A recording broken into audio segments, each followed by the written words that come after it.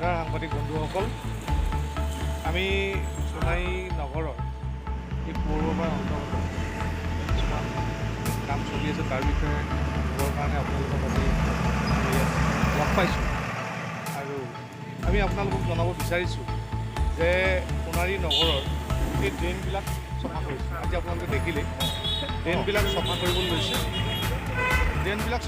লৈছে, তাৰ মাটি তুলিছে আৰু স্লেববিলাক তুলি দিছে। কিন্তু সোণাৰী নগৰৰ এইটো 4-5 মিটাৰ বহল এটা ৰাস্তা, বৰ ঠেক ৰাস্তা।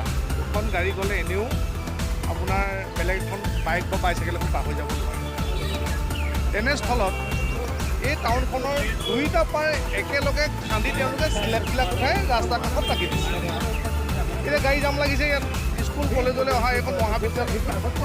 এই ইয়াত আপোনালোকে দেখিব দুইটা পাৰে খান্দি স্লেববিলাক ৰাস্তা গাড়ী এখন থ'বলৈ জেগা নাই। দুখন গাড়ী ক্ৰছ কৰিলে এজন মানুহ যাবলৈ অসুবিধা, বিৰাট অসুবিধা হৈছে।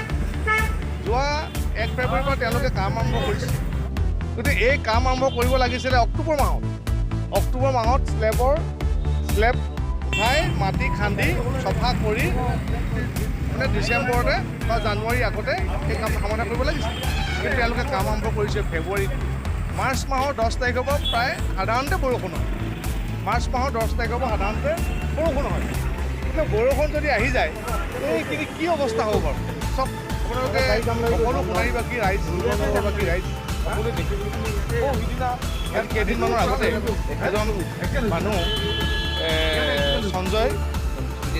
সুজিত দেৱ নামৰ এজন নগৰ বাসিন্দা কাৰণে গাড়ী ইফাল 1 ফেব্ৰুৱাৰীৰ পৰা এইখন দুইফালে সোণাৰী নগৰৰ যিটো ড্ৰেইনখিনি খান্দি ঠিক আছে। আজি 10-12 বছৰৰ পৰা ইয়াত হাতেই লগোৱা হোৱা নাই, এনেই পৰিছে। যধে মধে আহি জুকুৰ একুৰ মাৰি গুচি যায়। টেক্স লোৱাটো ঠিকেই লৈ আছে, আমি টেক্স দিও আছোঁ। কিন্তু এইদৰে যদি দুইফালে কাৰণে মানুহ যাব কোনফালে, আহিব কোনফালে? ইয়াত ট্ৰাফিকৰ এনেকুৱা এটা সমস্যা হৈছে, কোনো ইয়াত জলটো যে প্ৰপাৰ নিষ্কাশন হ'ব লাগে টাউনৰ পৰা ওলাই যাব লাগে, তাৰ কোনো ব্যৱস্থাই নাই। তেওঁলোকে আহি পেলাই মানুহ লগাই ৰাতি 12টা-1টালৈকে মাটি খান্দি ক'ত কোনে নিচে পেলাই থৈছে বছ। কোন মৰিছে কোন হৈছে সেইজন নাই। মানুহ সেইদিনা বজাৰত পৰিছে, নলাত সোমাই গৈছে।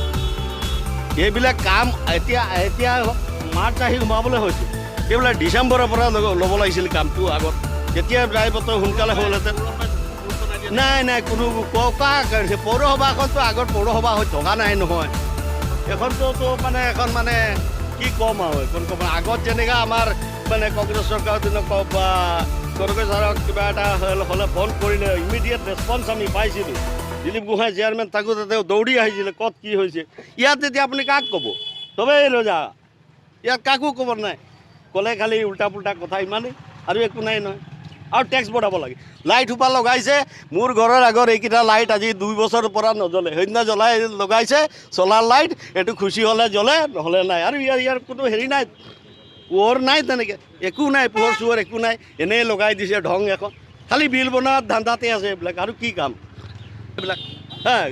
টাউনখন এখন চৰাইদেউ ডিষ্ট্ৰিক্ট টাউনৰ সদৰৰ যদি এই অৱস্থা হয়, কালি দেৱব্ৰত শইকীয়া আহিছে, অসম বিধানসভাৰ বিৰোধী দলৰ নেতা আহিছে মোৰ ঘৰৰ ওচৰত, দিলীপ গগৈ তেওঁৰ দেহা অৱসান হৈছে, তেওঁক লগ পাবলৈ আহিছে, তেওঁৰ ঘৰত আহিছে সমবেদন।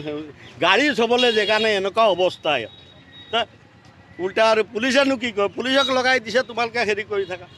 আৰে পুলিচে তাৰ কাম পুলিচক, তোমালোকে এনেকৈ যে ৰাস্তা ব্লকেই কৰি থৈছা, মানুহ কাষ্টমাৰ কোনফালে সোমাব? দোকান বাটাৰ আগত দেখিলেই নহয় আপোনালোকে, বাটাৰ আগত কেনেকৈ কৰিছে, যধে মধে ভঙা হৈ আছে সেইবিলাক।